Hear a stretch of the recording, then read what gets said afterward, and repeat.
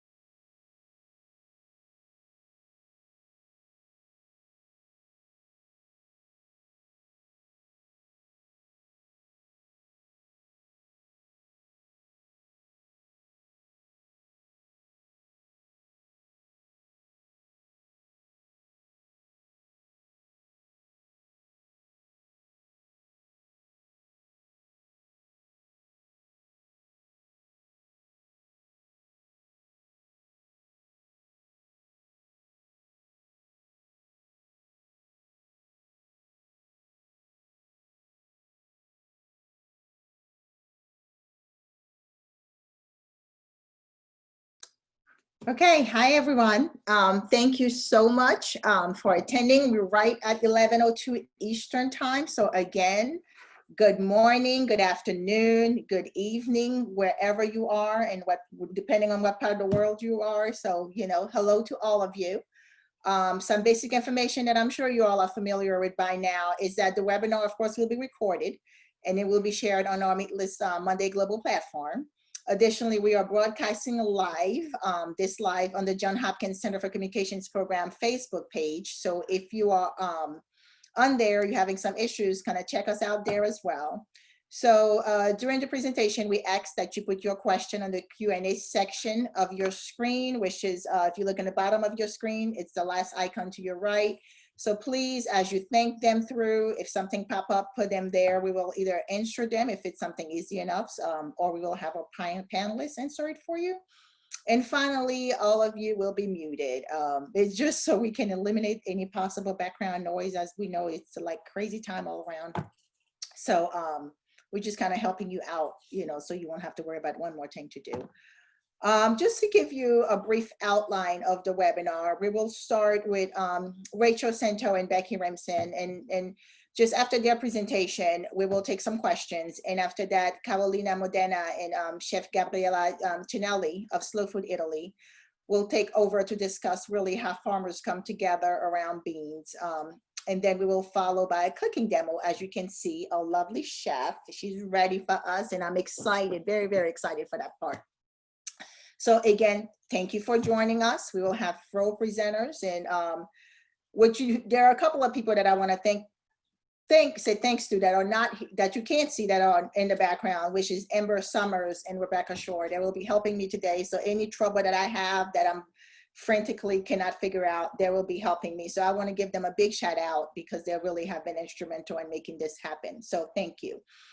First, who am I? I am Daphne Altima Johnson. I am a program officer with food communities and public health within the Johns Hopkins Center for a Livable Future. And so with the current pandemic, some people are questioning their meat consumption, and we feel like this is really a timely and appropriate time to discuss the options that are out there and the effects on public health and the food system. So what I do know is probably most of you by now often hear that we need to decrease our meat consumption. In short, because it's part of living a healthier, lifestyle, and if you want a healthy planet. But while we understand around the world that meat, for some has a lot to do, the consumption has to do with culture and identity. It's part of the, heritage, depending where you live. But we need to understand how the meat consumption itself, is having on the place that we call home, which is our planet and the earth. And so I am actually going to make a general assumption here to assume that we know the health impact of eating too much meat, because that's what a lot of people talk about, is about the health impact. But some of us probably don't know that animal production is the key driver when we're discussing environmental impacts of food agriculture. So to begin this webinar, I'm just going to give you some really quick statistics saying that, you know, the agriculture sector itself is the largest water user, with livestock actually accounting for most of it. So about 70% of all fresh water we grow globally, you know, when you think about it, is from the agricultural sector. And when you think about water pollution in developing country, 90 to 95% of public wastewater and 70% of industrial wastes are discharged into surface water without treatment. You know, again, another problem. And it's the thing that the biggest thing to me right now is land use and degradation. Livestock is the world's largest human-related land user, taking up 30% of the Earth's entire land surface, including 33% of the global arable land of animal feed production. So with the global demand of meat increases everywhere, the pressure to clear forests and valuable land for raising livestock and growing food, thus that is what contributing to land degradation, deforestation, and the accelerated loss of rainforests. So there is a need for us to really look at our consumption as it relates to our environment. So, but with that being said, there's a lot of things out there right now. There's a lot of meat substitutes that are coming in and that, you know, we don't know a lot about. So what we're gonna do, we're gonna start with Rachel Sento, who is a senior program coordinator with food production and public health, as well as food communities and public health. So she's so good. She's actually in 2 divisions. We're loving it. So she will actually talk about, she works on a lot of projects clearly, but related to local regional food policy councils and governance. And she looks at the relationship between diet and climate change and urban agriculture. And actually the paper that we're fortunate to have her, because she authored and looked at this paper that she did looking at cell meat and substitute and basically the public health impact on food system, etc. So she'll go over that. And then after that, Becky Remsen, who some of you may be familiar with, she's a senior program officer with food communities and public health. She's primarily responsible for managing the center's science advisory role with Meatless Monday. So she will actually go over, talk about legumes, beans and legumes and their consumption and where they fit in. So without any more talk from me, because I'm gonna kind of step back a little bit, Rachel Sento is gonna take over. Welcome, everyone. Thank you, thank you, Daphne and Becky, for inviting me. I'm excited to be here. I'm going to share my screen. All right.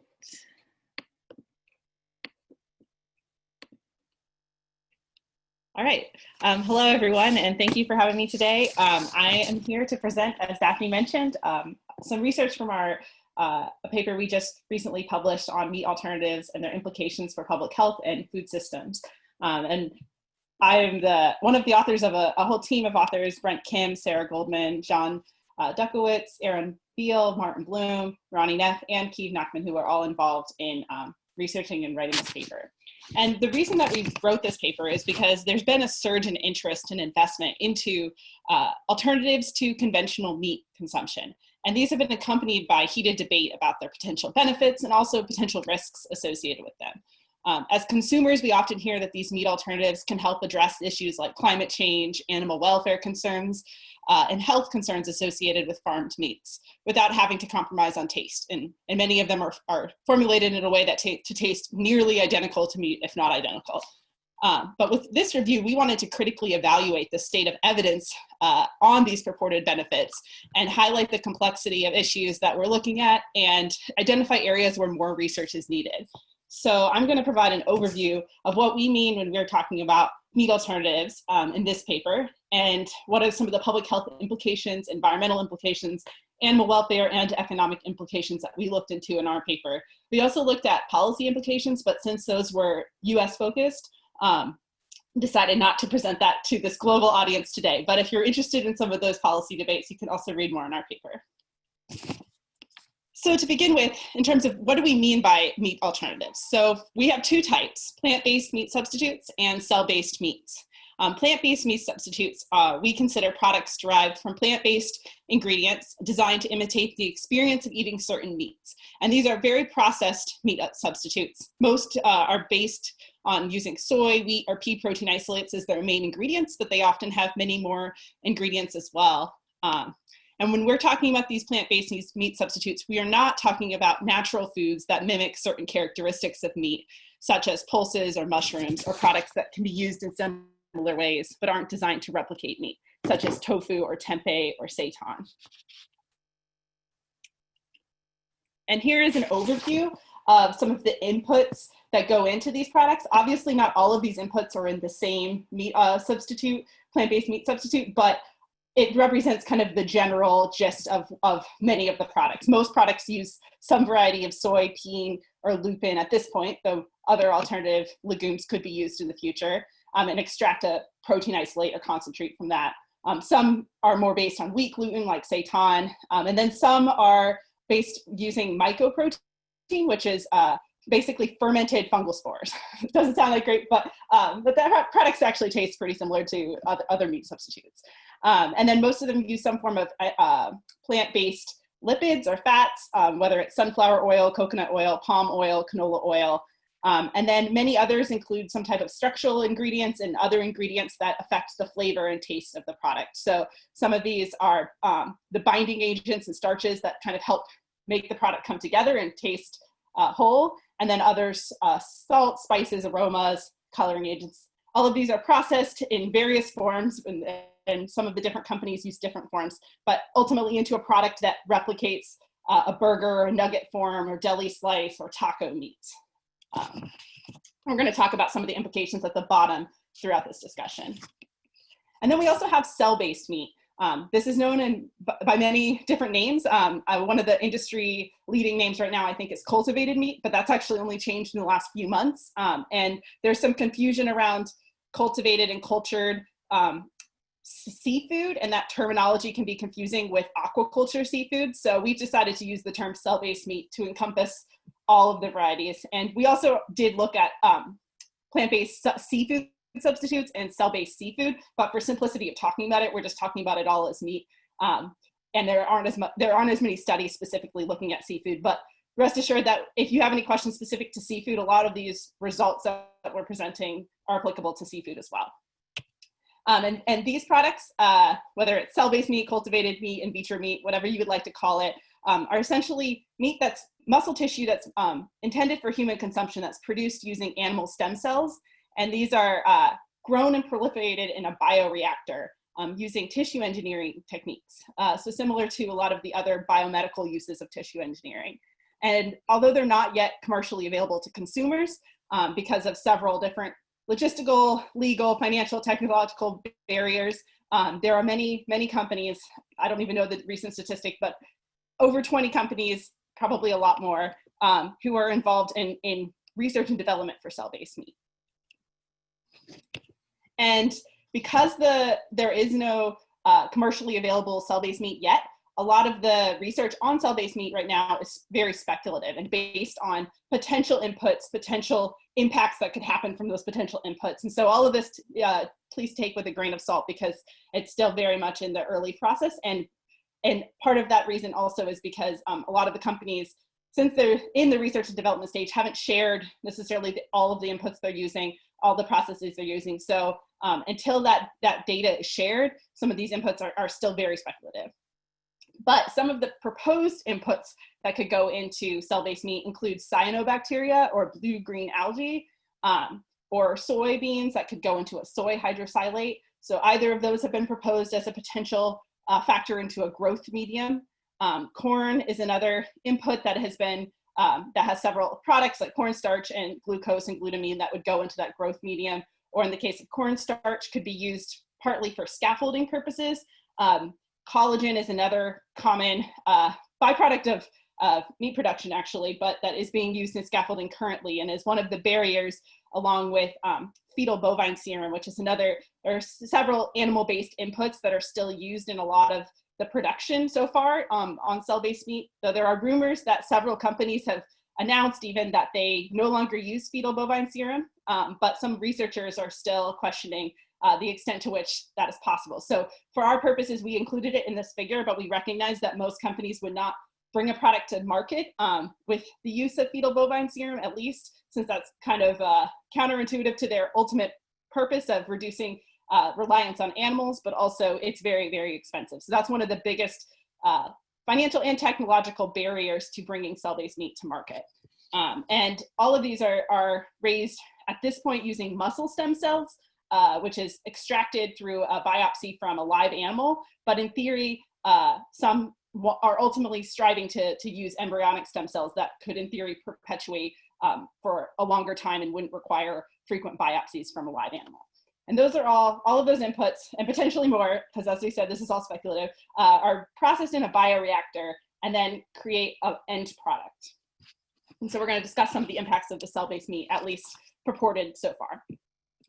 And so first, from a public health perspective, many, at least plant-based meat substitutes on the market so far have comparable amounts of calories, protein, and iron as the meats they're intended to replace.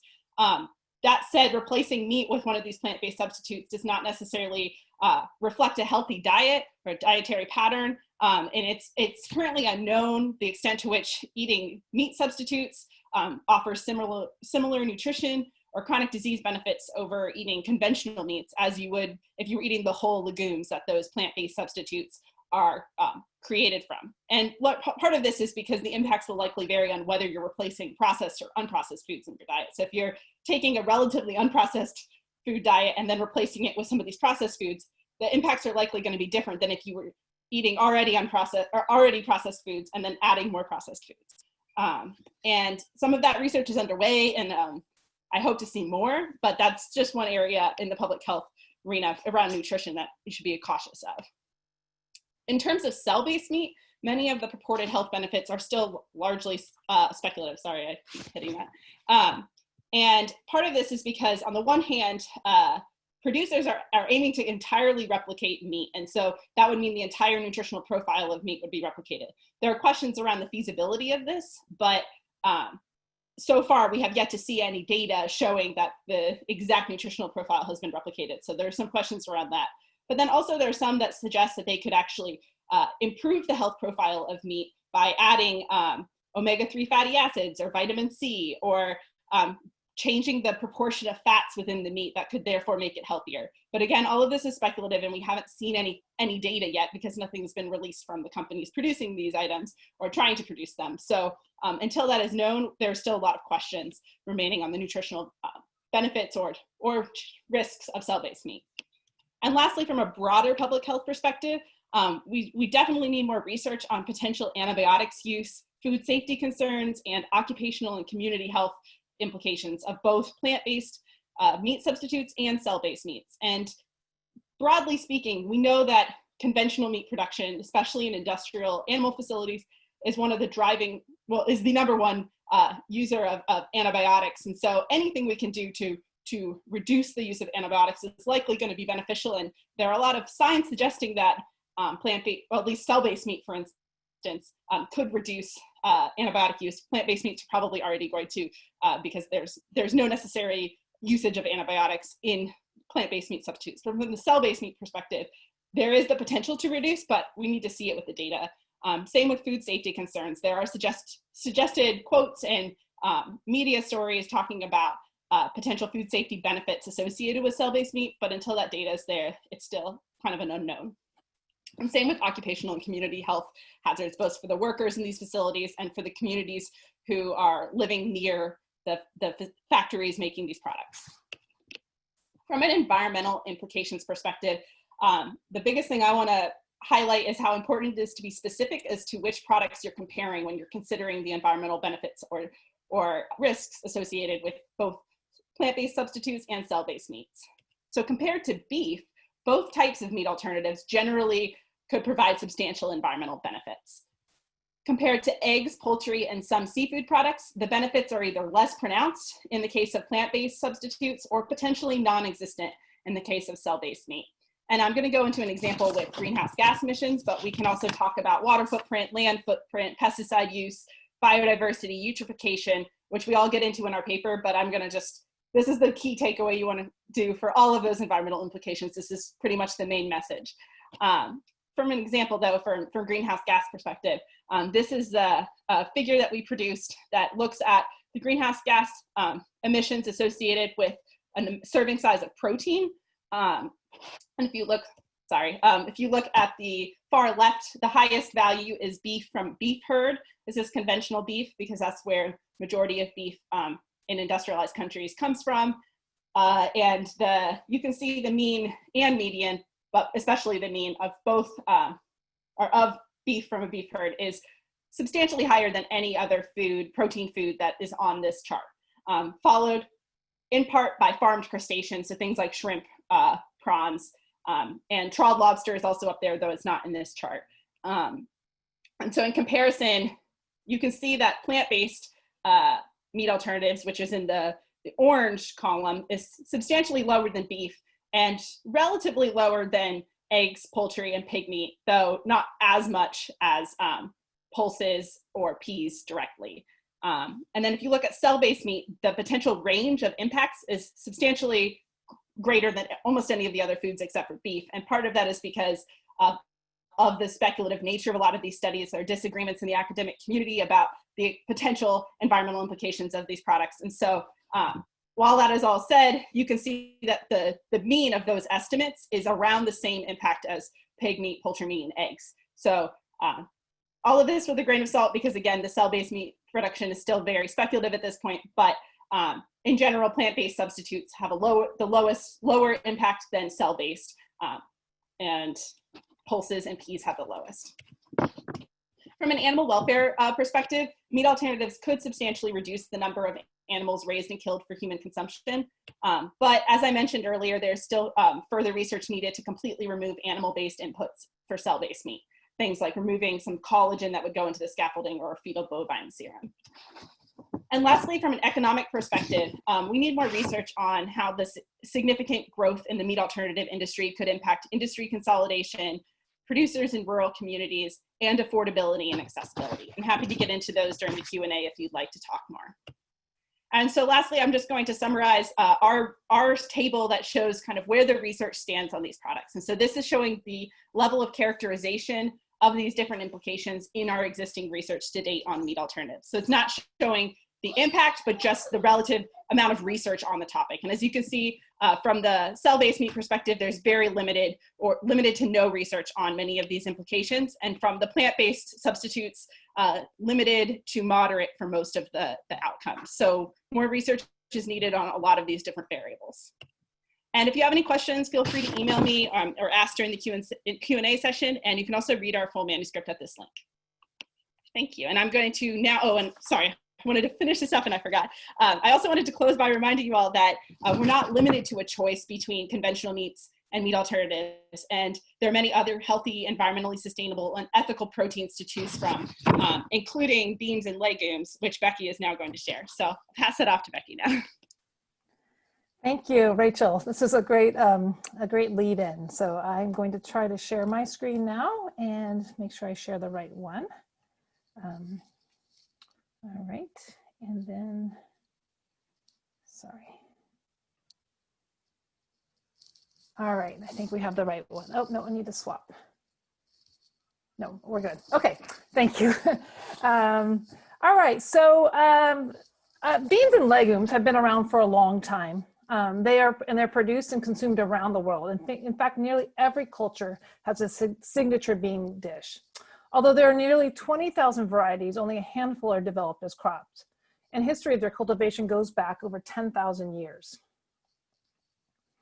Despite the importance of beans, historically, global consumption has not changed much over the last 3 decades. In the decade before 2015, growth was less than 3%. And in the next decade, this next decade is only predicted to increase about 1.8%. Much of this is related to population growth. The highest consumption now is in Latin America and the Caribbean, Sub-Saharan Africa, and South Asia. And they are about 3 times of what US per capita intake is. Consumption often depends on income, trends, and price. We see declines associated with the growth of animal origin protein consumption, and this is probably because beans are considered a poor person's food in most cultures. Before I go any further, I want to clarify some terms I'm using interchangeably. Legume is the plant that produces the seeds we call beans, lentils, and peas. Pulses are a subgroup of legumes used mainly as protein sources in the diet. Common pulses include beans, dry peas, chickpeas, and lentils. Legumes that are used as vegetables like peas, green peas or green beans, or for oils like soybeans or groundnuts are not considered pulses. Pulses are high in protein, fiber, and many vitamins. They're hardy crops and they grow easily in a variety of settings. For most of this talk, I'm going to use the term legumes, but I'll probably use several other terms, but just so you know what I'm referring to. Legumes or pulses vary in their nutrition content depending on the variety, where and how they are grown. They contain good amounts of important nutrients, some of which are also in animal products, such as iron and zinc, and others that are unique to plant products, such as folate, fiber, and polyphenols and antioxidants. Total protein is perhaps the easiest nutrient to match to animal products, so there are differences in the protein package. One cup of cooked pinto beans provides nearly as much protein as 3 ounces of beef. The PDCAA, which is the protein digestibility corrected amino acid score, is a method of evaluating the quality of a protein based on both the amino acid requirements of the human and their ability to digest it. Limiting amino acids require that a variety of different plant protein sources are consumed to obtain adequate amounts of essential amino acids, but that is not usually difficult. The digestibility is related to anti-nutrition factors that inhibit absorption. The PDCAA is comparable to meat for some legumes, particularly soy and peas. However, there's a huge variation among the different types of legumes. Anti-nutrition factors are components of legumes that inhibit or block absorption of some nutrients. Some, such as tannins, inhibit the digestion of proteins, and others, such as phytates, reduce the bioavailability of micronutrients, such as zinc, iron, and magnesium. Cooking, soaking, and fermenting reduce these impacts and may even confer some beneficial effects. So discrepancies of other nutrients may leave crucial gaps. Vitamin B12 is the most affected micronutrient because adequate amounts are found only in animal products, except for some seaweeds and mushroom species and nutritional yeast. A diet void of animal products may also be deficient in choline, which is a nutrient that's vital in brain development. Choline is common in eggs, meat, and poultry, but it is also present in some legumes, such as soy, lentils, and chickpeas, and also peanuts or groundnuts. Non-heme iron is present in legumes, but heme iron in meat is more readily absorbed, thus potentially increasing the amount of legumes and other foods that are needed to meet the requirements.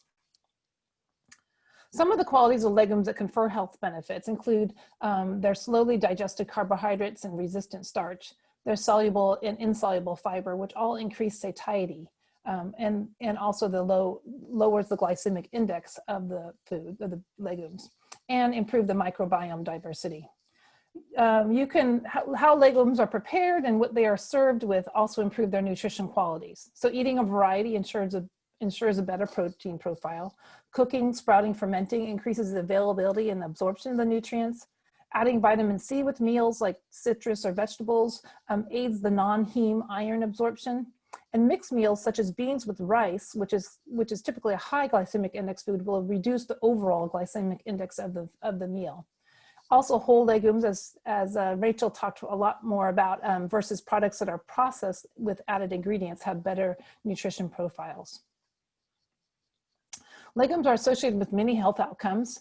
In the case of type 2 diabetes, the incidence is reduced with soy and legumes, as shown in several systematic reviews, but we do still need better studies. It's probably due to the slower carbohydrate digestion and the lower glycemic index of legumes. Consumption of legumes is also associated with lower risk of cardiovascular diseases. This is because of legumes' intrinsic characteristics, but also maybe because of people are eating healthier diets or substituting legumes for unhealthy choices. And also weight control or weight loss appears to be related to the fullness or the satiety of the legumes. To parallel Rachel's presentation, I will discuss legumes or pulses in reference to planetary boundaries or environmental considerations, as well as health. The Stockholm Resilience Center defined 9 boundaries we need to keep in the safe zone for planetary health. We're now in the danger zone for nitrogen and phosphorus flows, which is from chemical runoff, and biosphere integrity, which is from biodiversity loss. Land use change and climate change are also in uncertain zones, meaning they are next to move into the danger zones. So let's see how legumes fare in these solutions.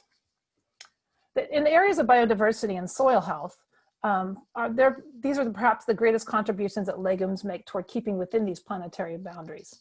Legumes are locally adapted and highly accepted. They have a lot of genetic diversity, but that diversity is also highly localized by areas.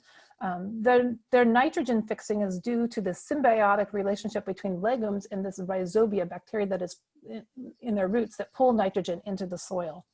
In major legume crops, it's estimated to fix 21 megatons of nitrogen per year, saving US dollar, sorry, 8 to 12 billion of US dollars a year.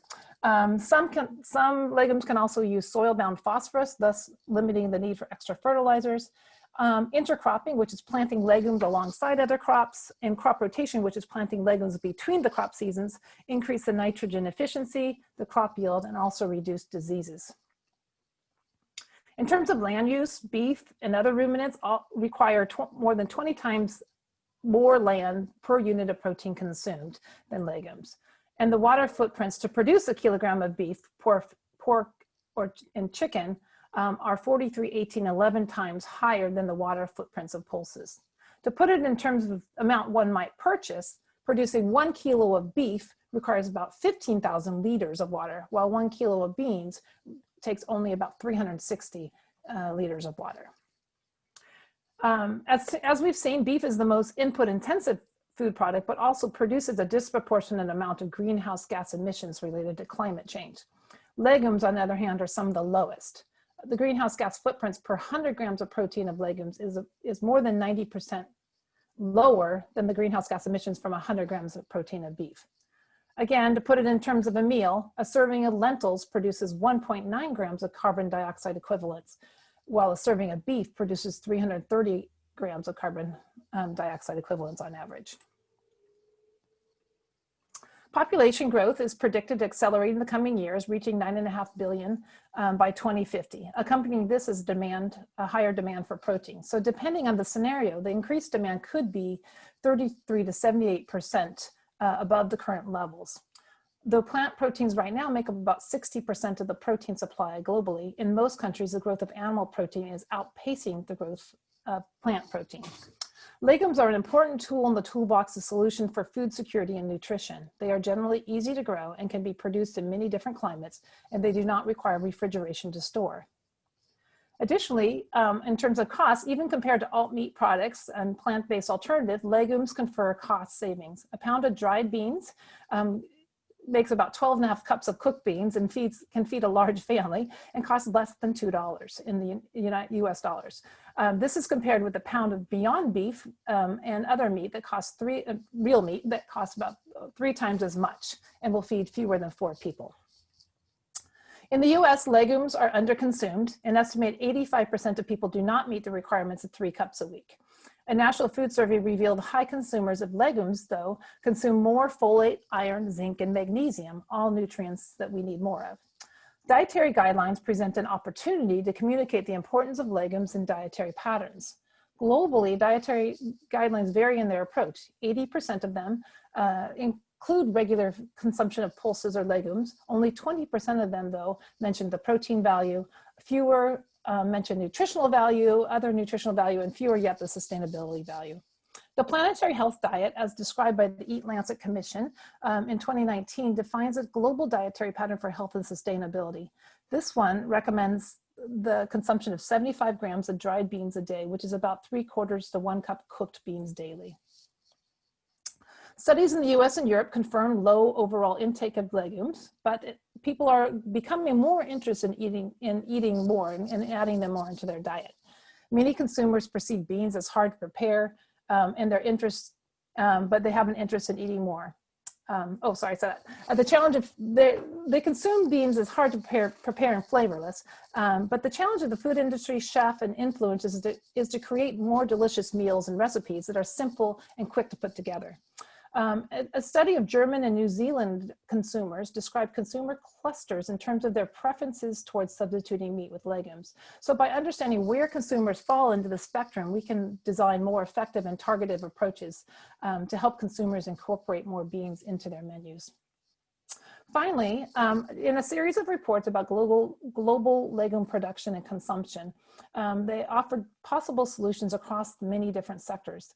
These include strategic policies such as dietary guidelines and medical guidelines, financial incentives for producers, education for consumers about the nutrition and ecological benefits, and marketing of legumes and their products. So I'm going to end here because I want to pass this on to Chef Gabriela and Carolina for a much more interesting presentation than this. And we will have just a few minutes for questions, maybe. Yes, actually, we have a couple of questions. Rachel answered one of them for me. Thank you. And there's another one that's coming from Christina Chauvenet. I'm not really sure if I'm pronouncing that right.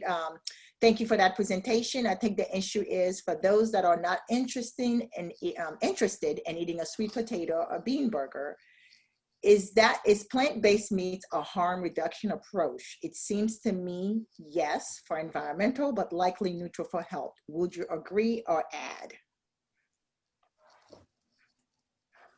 Becky, we can probably both Rachel, you want to take it? parts to Yes. this. Why don't you start, Rachel, I'll finish. How's that? Okay. So thank you, Christina, for the question. And I think you're on to the right track. I mean, it definitely depends on what the person would be replacing. If they're replacing a beef burger, then there would be environmental benefits to choosing plant-based substitutes for that beef burger. If it were another type of meat, the environmental benefits are probably a little bit less substantial, though they're still there for many plant-based substitutes. And from the health perspective, I think Becky can answer it better, but yeah, it's a more of a neutral approach at this point because we just don't have enough data to know what they're replacing and how that impacts their long-term diet. But I will say that, there isn't one size fits all approach. I mean, I eat beans in almost every single meal of the day, and I get tired of the consistency too, and like want something new and different. And meat alternatives do offer that. They offer a different texture and taste and flavor of eating a plant-based protein, and they can be convenient in terms of cooking if you just want to put something in quickly. So I wouldn't say that it's an all or nothing. You can only eat beans or meat substitutes. There can be variety in there. Yeah, no, I would really agree with that. I would say two other things. Just it depends on where that consumer is. If some, we've talked to students are like, I go to a fast food restaurant and I would never consider eating a plant-based food, but I saw this plant-based burger, I'm going to try this. So maybe that's their entrance, their first step into trying something and having this idea that maybe I don't have to eat meat at every meal. So for those consumers, maybe that's a good step. If you think about the different categories of where consumers are at. And I would also say there's a spectrum of the processed foods. So you have some processed foods that are very, very highly processed, but things, some things like this bean burger may not be as highly processed as other beef crumbles or whatever they might be. So, I think they have a role, but I do, as a dietitian and an educator, I really want to help people move toward more whole plant-based foods as much as we can, but we can't expect everybody to make that jump in one jump. Thank you both. We have a quick question. Why is soy not a pulse? Yeah, soy is not a pulse because it's mostly used, the biggest use of soy is for oils. Soybean oil is the biggest, and we don't realize actually, of all the soy we produce, we eat a very small amount of them as soybeans. But I mean, nutritionally, it doesn't really matter. They are a very highly valuable legume, and they're just not classified as a pulse.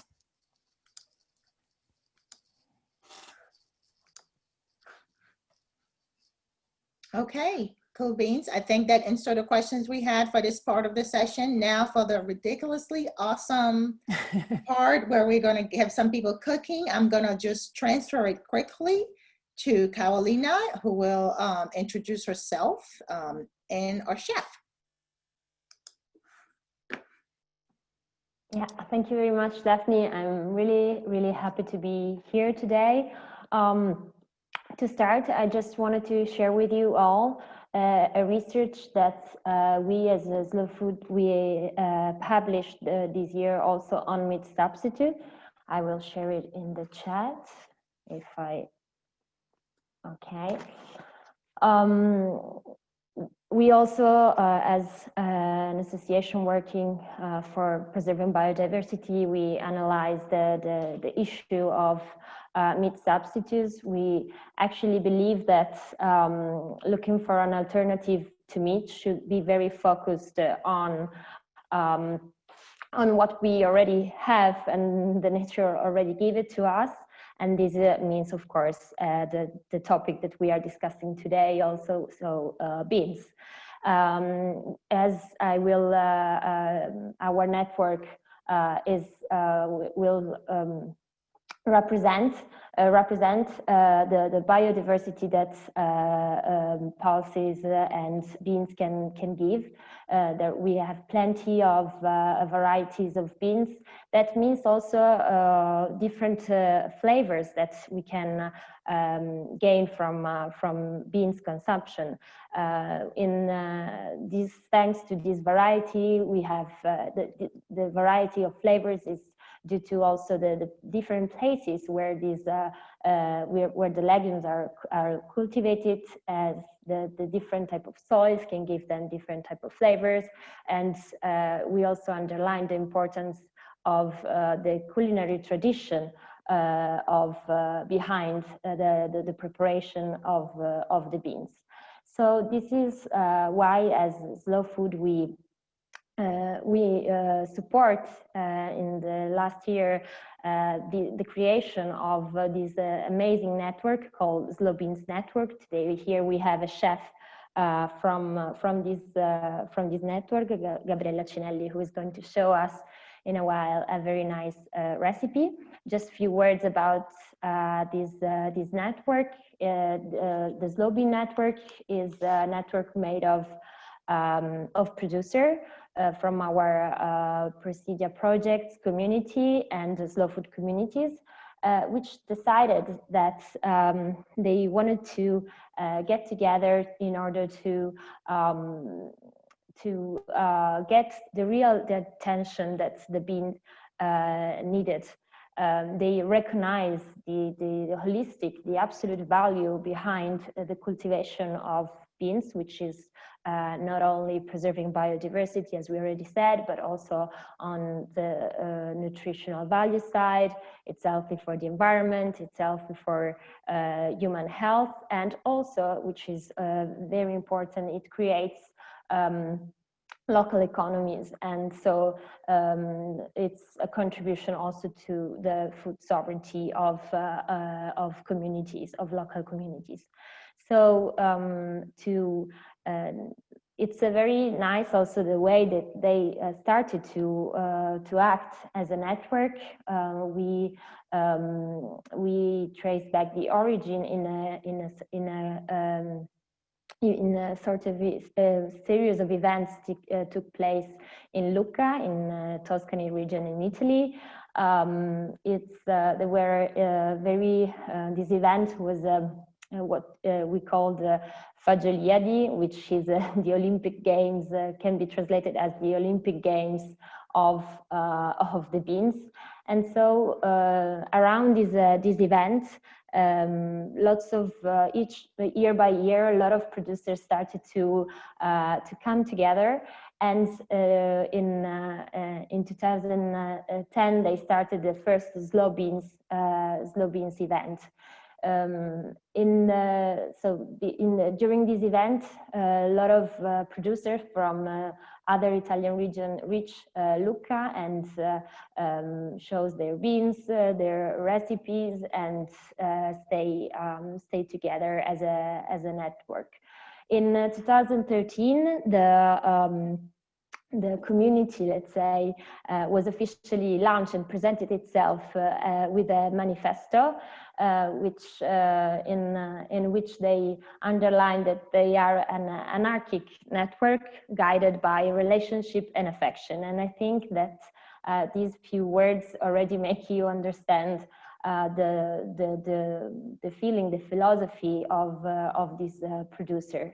Their main aim is, as I said, to safeguard biodiversity, but also the right to pleasure, which is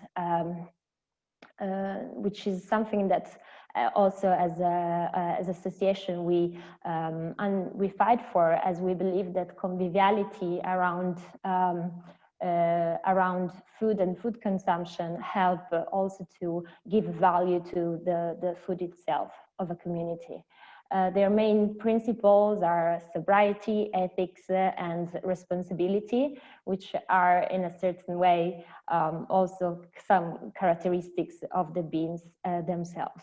So today there are more than 40 community and presidia involved in the network. The Slow Beans event, it became itinerant, so it's in different cities each year. Unfortunately, due to the difficult situation of today, this year we couldn't attend, we couldn't organize an event, a physical event, but we are working a lot with the network to give contribution to Slow Food main international and global event, which is Terra Madre Salone del Gusto, which usually also is held in physically, but also this year we couldn't do that. So we decided to have an online platform where to share contribution, where to share conferences, held conferences, forum, and lots of different type of content. I will also share with you the link to the platform in the chat. And an initiative that really makes us happy is the collaboration with the Meatless Monday. We will record some videos together with our producer and involving also the local municipalities, ask the mayors to get on board and become an ambassador of the Slow Beans network in order to boost the consumption of pulses, legumes in their territory. So I will suggest you to stay tuned on this because it's going to be very, very interesting. So I think that I will now introduce you to Gabriella. She will show us one of traditional dishes from here she is, from her territory. Her son will help her with the translation, and I will also jump in if you need me. Please, Gabriella. Vai, Gabriella. Buongiorno. Good morning. Saluto tutti con un saluto antico romano che è valete e significa statemi bene in salute. I say hello to everybody with the ancient Roman greeting that means keep me well and healthy. Sono una cuoca dell'Alleanza, ma non so se Carolina ha spiegato bene, sono anche un archeo-chef, mi occupo anche del cibo degli antichi. I'm an Alliance chef and I'm also archeo chef. I'm occupied from ancient food. Oggi vi parlerò del mio territorio, della mia terra, Tivoli, e un piccolo paese sopra Tivoli, Arzoli, dove c'è un legume importante. Today I will talk you of my territory, of my city, Tivoli, and another small town over Tivoli is Arzoli. Nella Valle della Niene ci sono tantissimi legumi. In the Valle dell'Aniene there are so many legumes. 7 ecotipi. 7 ecotypes. Coltivati in agricoltura biologica. Cultivated in biologic agriculture. Non parliamo quindi di cibo industriale. We don't talk about industrial food. E ho il piacere di dirvi che la ricetta che preparerò I have pleasure to say you that the recipe that I will prepare è di un'antica tradizione di Arzoli. e mi è stata donata da Peppinella. It's of an ancient tradition of Arsoli. This tradition was given to me by Peppinella. Mi ha parlato di tutte le tecniche di cottura molto importanti. Peppinella told me about all techniques of cooking, very important. È stata bellissima la presentazione It was beautiful, the presentation. e vi ringrazio. I say thank you. E ho scoperto che molte cose scientifiche in alcune popolazioni le conoscevano per esperienza. I discovered some scientific things. Many population were known for experience. Ad esempio, c'è un libro di slow food There is a slow food book scritto da Luigi Fontana, wrote by Luigi Fontana, professore all'Università di Washington e di Brescia, a professor in the University of Brescia and Washington, che spiega la tecnica della doppia cottura. that explains a double cooking technique. E questa è la tecnica che mi ha donato Peppinella. And this is technique that was given to me by Peppinella. Quando cucino, When I cook, penso sempre che devo educare I think always that I have to educate, e amo educare i bambini anche. and I love educate even children. Vi faccio vedere immediatamente il simbolo della dieta mediterranea. I show you the sign, the symbol of Mediterranean diet. Fagiolina di Arzoli o semplici legumi naturali Fagiolina beans of Arsoli, or simply natural legumes, e pane a lievito madre and bread with mother yeast di grani antichi of ancient grain. che produce mia figlia. This product by my daughter. Si chiama Stella She is Stella. e produce agricoltura biodinamica grani antichi.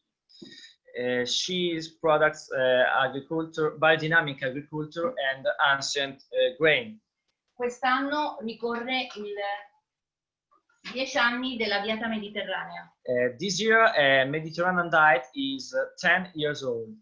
ed è stata adottata una nuova immagine, It was adopted a new imaging, non più la piramide alimentare, not more alimentary pyramid, but un tempio but a temple, antico romano o greco, an ancient Roman or Greek temple, perché la dieta mediterranea deriva because the Mediterranean diet is from dalla dieta latina. is from a Latin diet. Ora vi farò vedere la mia tavola didattica per spiegarvi al meglio la ricetta. Now I'll show you my didactic table to explain better my recipe. Nella Valle dell'Aniene dei 7 ecotipi vi ho portato qui 4 ecotipi. From Valle dell'Aniene, I took 4 ecotypes of 7. La fagiolina di Arzoli, Fagiolina beans of Arsoli, il Regina di Marano Equo, Regina beans of Marano Equo, Cioncone Valle Pietra, Cioncone beans of Valle Pietra, Cappellette, Cappellette beans, tutta agricoltura naturale, biologica. all natural and biologic agriculture. Naturalmente la base della mia ricetta è la fagiolina. Naturally, the base of my recipe is the Fagiolina beans. Il titolo della ricetta è La zuppa dell'alleanza, The title of recipe is Alliance Soup, a base di fagiolina di Arzoli, based on Fagiolina beans, del pane di Stella, of Stella's bread, che è appunto è tagliato e tostato, that is toasted slices, e vi ho preparato anche già per accelerare, anche se noi siamo slow food, I prepared for accelerate. ma noi siamo slow food. We are slow food. Quindi bisogna preparare un brodo vegetale We need to prepare a vegetable broth con cipolla, with onion, porro, with leek, alloro laurel, e delle foglie di cavolo o broccolo romanesco. of broccoli, Roman leeks. Il brodo deve bollire 30 minuti. The broth has to boil for 30 minutes. Ho preparato intanto già tagliato la cipolla, I prepared the onion, porro, leek, sedano celery, e del sale, salt, pepe, pepper, peperoncino, and chili pepper. delle erbe aromatiche importantissime Aromatic herbs, very important per rendere digeribili for make it digestible.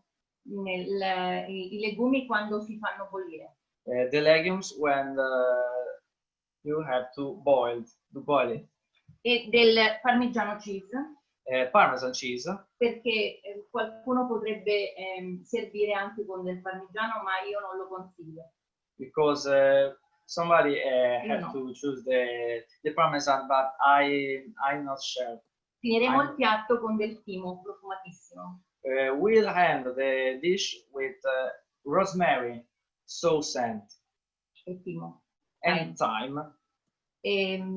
La fagiolina di Azzoli l'ho precedentemente bollita, lessata, Fagiolina of Varsoli is boiled yet, ma vi farò vedere la tecnica di Pepinella. but I show you Pepinella technique. Voglio rendere omaggio a tutti i contadini, i farmer della valle, chiamandoli per nome. I want remind all farmers of Redlaniane called their for name. L'associazione Amici della Fagiolina The association Fagiolina's Friends fa parte di Slow Bean. is part of Slow Bean. Io sono un membro referente di Slow Bean e la Fagiolina. I'm a member of Slow Bean and of Fagiolina beans. I nostri amici si chiamano Our friends are called Giampiero, Gaetano, Paolo, Pietro, Marco, Angelo, Mario, Stefano, Paolo, Giuseppe, Bruno, Francesco, Annalisa e Michela. Ora vi farò vedere in che modo vado a preparare la lessatura dei fagioli. Now I'll show you the prepare I cook these beans. Prendo i fagioli e li sciacquo. I put beans and I wash it. Non hanno bisogno dell'ammollo. They don't need of wash in water. Frutto un pochino di limone, sempre per renderli più digeribili e per permettere di eliminare le tossine, i fitati. I put a little of lemon, a little bit of lemon for make it digestible and to decrease and reduce phytic acid. Ho bisogno di 2 casseruole, I need of 2 pots, una più piccola, una più grande, one smaller, one bigger, piene di acqua fredda. full of cold water.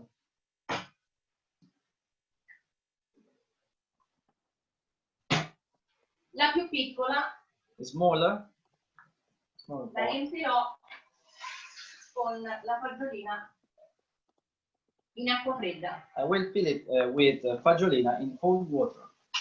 Accendo, I light the fire. in quest'acqua non ci sarà nient'altro. In this water, there isn't nothing, other nothing. Ok. Un attimo, ho mandato là. Okay.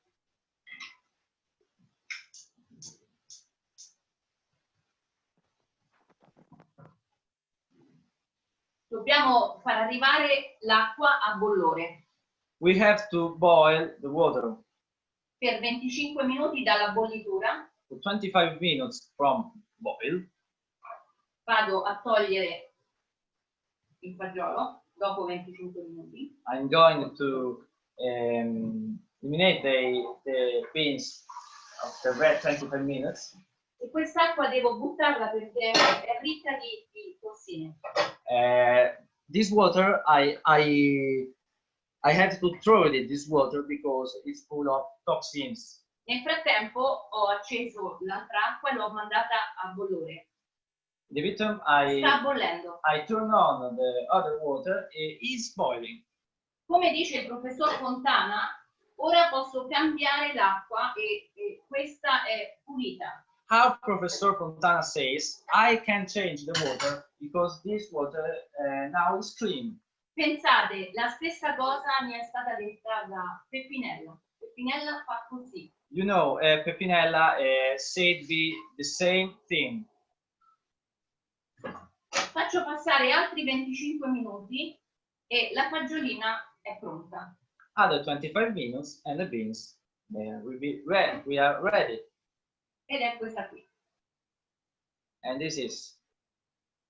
A questo punto prendo una casseruola, una At padella, this point, I take a pan dove ho messo, pensate, dell'olio extravergine di oliva che si trova nella guida di Slow Food dell'azienda Bulgarini, che ha gli ulivi all'interno della villa dell'imperatore Adriano. where I put the extra virgin olive oil.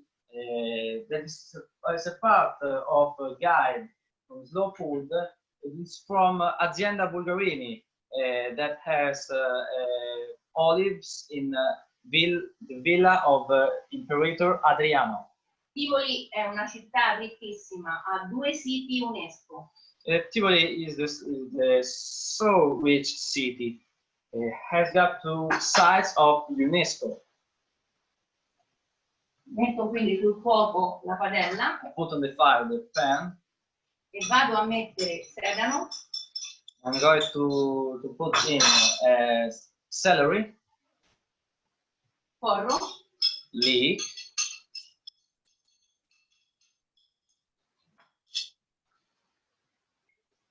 cipolla, onion,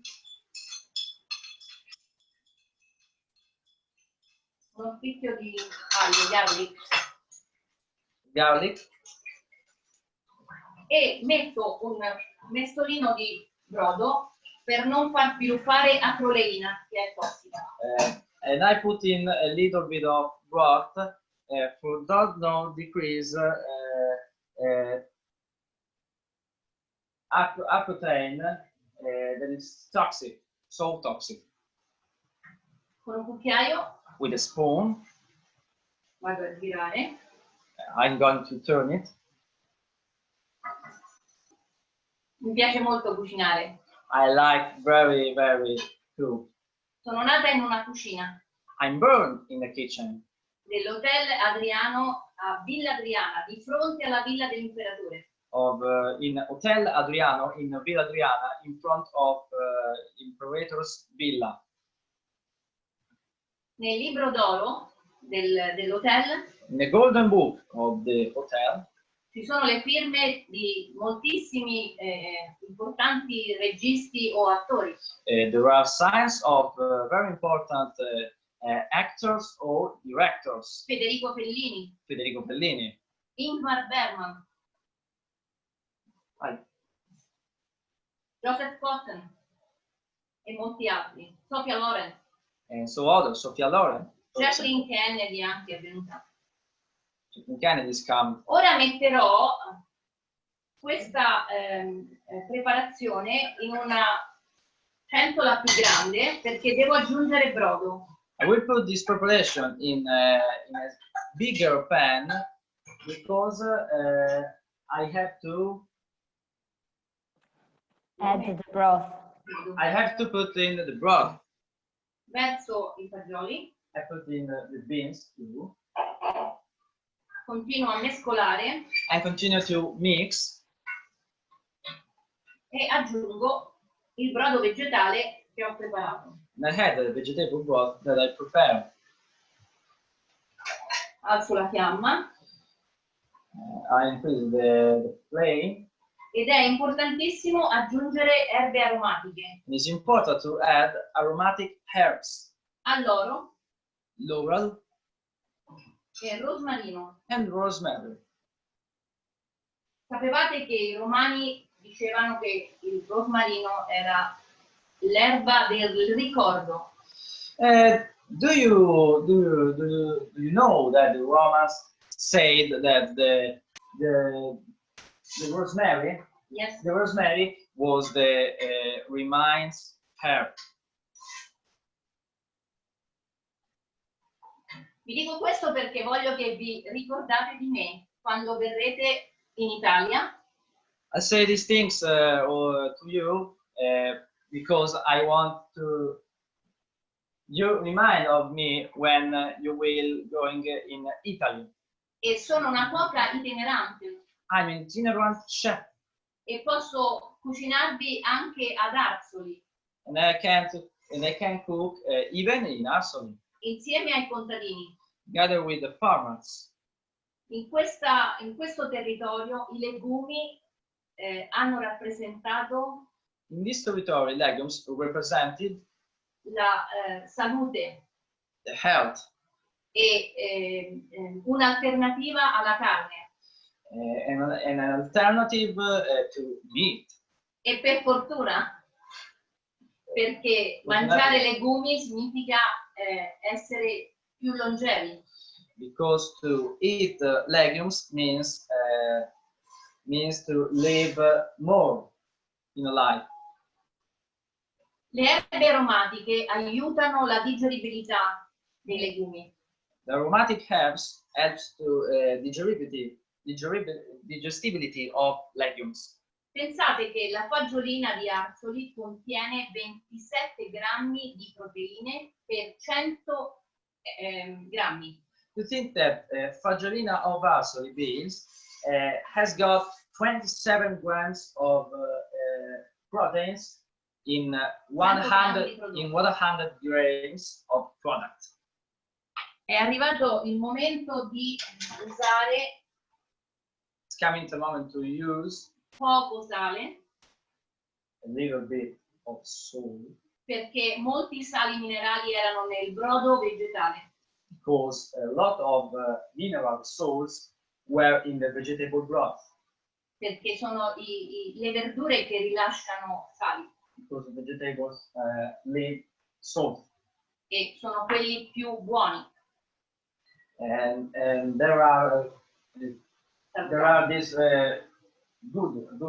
that's good. E aggiungo del pepe I add pepper e un'altra sensazione piccante, il peperoncino. Sono diverse, pepe e peperoncino sono due sensazioni del nervo trigeminale diverse. and I add other thing, chili pepper and pepper, because are two different feelings of trigeminal taste and nerve. Ho voluto usare anche il peperoncino per un'alleanza con voi, con l'America, perché i fagioli, la fagiolina di Arzoli è arrivata dalle Americhe. I wanted to use the chili pepper because for an alliance with your Americans. Come il Because peperoncino. like chili pepper, because fagiolina of Asoli came from America, thanks to Cristoforo Colombo. E portati ad Arzoli da Carlo V. And take it to Asoli from Charles V, che li donò a un suo ambasciatore. that gave to his ambassador. E trovò, la fagiolina trovò un terreno adatto, un terreno fertile e ricco di acqua. Fagiolina found an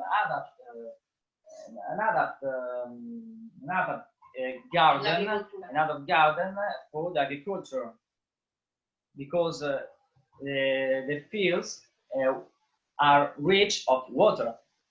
La fagiolina di Arzoli è scientificamente denominata Phaseolus romanus vulgaris. Major, vuol dire che è rampicante. It means that it is climbing.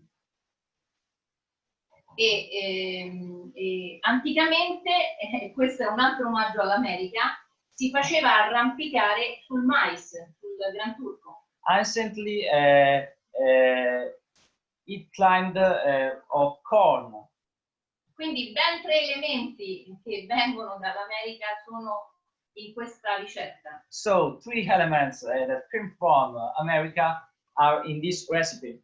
C'è anche la mia passione per la cucina There is my passion for kitchen e per lo slow food. and for slow food. La fagiolina è quasi pronta perché The fagiolina vedo is che almost ready. adesso con il mio cucchiaio Now with my spoon.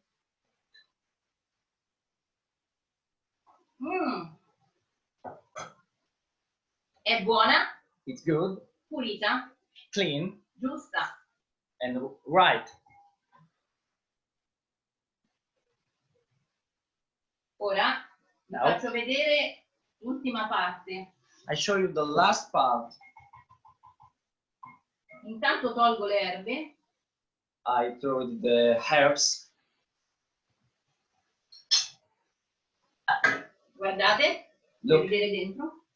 look inside La consistenza, la texture. the consistency Texture. and texture E il flavor. and the flavors. 2 parole. 2 words. Come burro. Like butter. Texture like butter. Texture is like And butter. il retrogusto dietro. And aftertaste Castagna. is not Chestnut. chestnut. Chestnut. Ora, ho precedentemente frullato, ma ne prendo un po', così vi faccio vedere. Ne prendo un po'. I mixed before, I take a little bit. E vado a frullare I'm going to mix un po', a bit perché per evitare che si formino gas nella nostra digestione, because I have to decrease gas in our. è meglio non lasciare integra tutta la fagiolina, ma frullarne un po'. It's better don't leave entire or fagiolina, but eliminate it a little bit. Ora mescolo. Now I'm going to mix. Un profumo buonissimo. Good, very good scent. E state per, purtroppo mangerà la fagiolina Vincenzo, mio figlio, I'm going to eat the fagiolina. che da quando è piccolo mangia cibo slow food. From when I'm small, I eat slow food. Aggiungiamo nel piatto Let's add in the dish dei crostini di pane di stella 2 slices of stella che abbiamo bagnato con un po' di fondo. wet with a bit of. Dobbiamo mettere insieme pane, We have to put in together cereali, bread, cereals, legumi, legumes, per avere delle proteine simili alla carne. to have proteins similar to meat.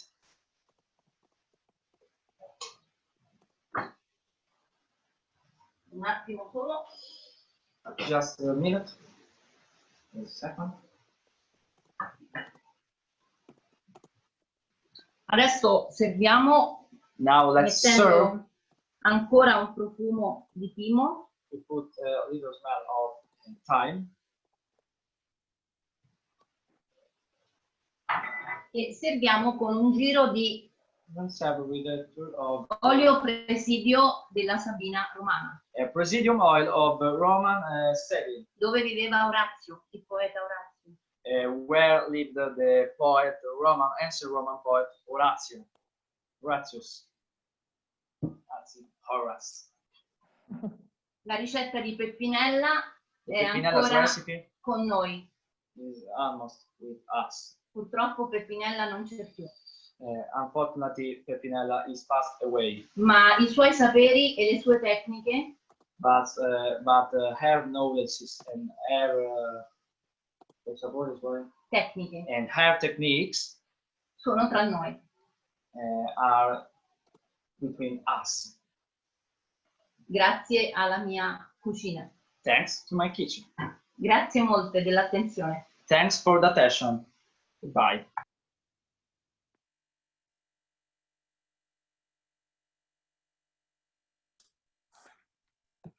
Thank you so kindly, Chef Gabriella Ginelli. Thanks, Carolina. So do we have any questions for our panelists? Please feel free to ask them. I think we've been answering them in the chat. Some of you want to know if you can find the beans here in the States. I'm not sure, but I believe Becky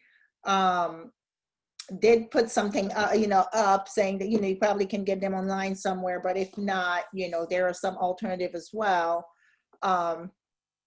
that you guys can use for that. So one of them actually is cannellini beans, which looks like what she's using. So you can find them in the US, obviously anywhere in the store, or you can order them. I'm sure there are websites that source internationally where you can, if you want specifically Italian beans, from their respective areas, you can find them as well. Let's see, let me see. Is there any questions that I'm missing that you guys, I know there was a question on the chat, not in the Q&A, about basically different methods of preparation. If you use, as opposed to from boiling compared to pressure cooker, it's the same. The nutrient content shouldn't change, not much to make a difference. So it's the same. Also, I received a question about some of the links that we shared on the chat. I've been keeping a tally of all of them, and we will be sharing them when usually we send an email of the webinar itself along with attachments or whatever that is shared, which in this case will be the links. I will send all of that in addition to the webinar linkage. And I will say the webinar link will be shared on the Meatless Monday Global platform. If you don't know already, for those of you that don't know, the Meatless Monday Global, it's a platform that we use to connect, everyone around the globe that is focused really on a simple topic. It's really reducing meat consumption around the world, to live a healthy life for our health and that of the planet. On that, we have several groups from around the world, so you can get to connect with like-minded individuals who is doing the same work that you are doing. We have a lot of resources as well on the website to include past webinars, to include information about why eat less meat, what is the impact. We have all of that in there as well. So if you have the ability, we ask you to join the platform. It's pretty easy. It's a wealth of information, and Becky put on the chat as well the link. So if you're looking for it, I will include it in my email as well when I send it out. So if you have, do we have any questions? Any more questions? I think we've answered them pretty much. So if we don't have any questions, I'll give it a few more seconds. Yeah, one just popped up. Any more questions? Let's see. Isaac. Hi, Isaac. I'm curious why the Johns Hopkins CLF team did not come to a stronger conclusion about antibiotic use and antibiotic resistance differences between animal meat and plant-based meat. It's a great question. I will let Rachel actually answer that question, but do know we cannot cover everything, on the webinar. But Rachel, would you like to take that? Yes, thanks, Isaac, for the question. And yes, I mean, technically, plant-based meats can substantially reduce antibiotic use, since as far as we know, there are no antibiotics used in plant-based meat substitutes.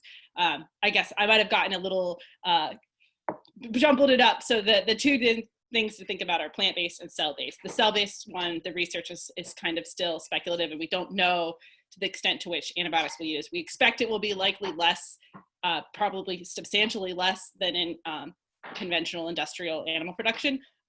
From the plant-based side of things, as far as we know, there are no antibiotics used. Now, fungicides are used in the cultivation of legumes, and there actually has been some research suggesting that fungicide resistance is a big problem we should be paying attention to, as it can also impact human health considerations. And there's a reference in our report if you would like, or paper if you'd like to look into that.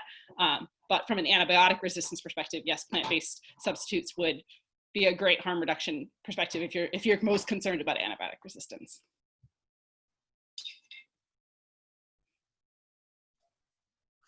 Thank you, Rachel. That was a great response and great question, Isaac. This is, that was good.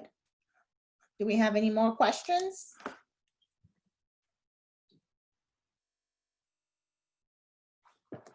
Okay, I'll take that as a no. But again, thank you to all our panelists from far and beyond. Thank you so much for your time. We appreciate it. To our chef, Gabriella, your meal looks so delicious. I don't know if we can do it as well as you, but we definitely will try. And we'll be waiting for our package in the mail that Carolina promised us and so on. So thank you to all of you. We hope this was meaningful for you as it was for us. Have a wonderful day. Stay safe, and we'll be in touch soon. Thank you, everyone. Bye. Thank you.